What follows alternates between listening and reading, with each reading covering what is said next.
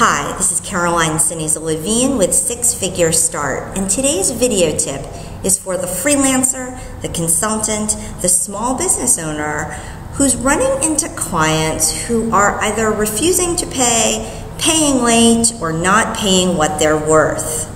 We all struggle with this, with asking for what we deserve.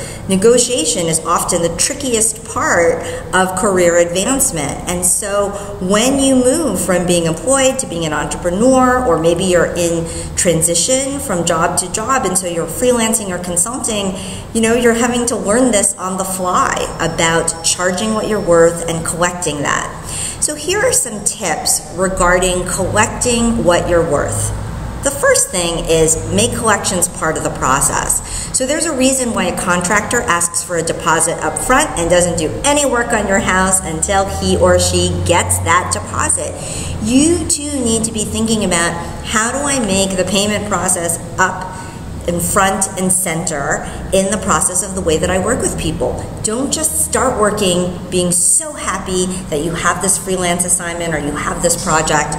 Make sure that you discuss exactly how you're going to get paid and get a retainer or get a deposit up front, because it takes time for checks to clear and you don't want to be too far behind in terms of how much work you've put in before you start getting paid.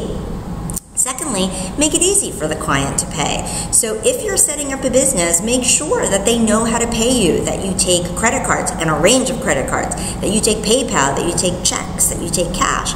Make sure that you make it easy for them to get money to you.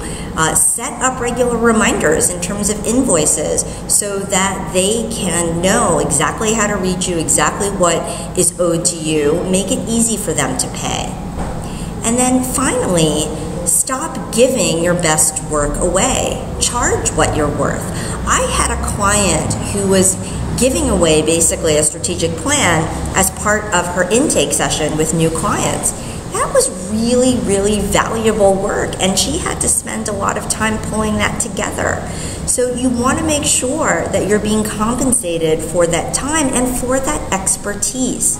You don't want to make something part of your intake process that you can actually charge for and that you should actually charge for. So make sure that you are putting paying and collecting front and center. Make sure you're making it easy for your clients to pay you. And finally, make sure you're charging what you're worth and not giving your best stuff away. Now it's your turn. What has worked for you in terms of collecting what you're owed from your clients?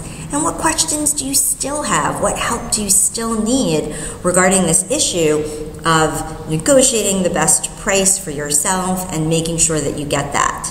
You can email us at info@sixfiguresstart.com. We'd love to hear from you.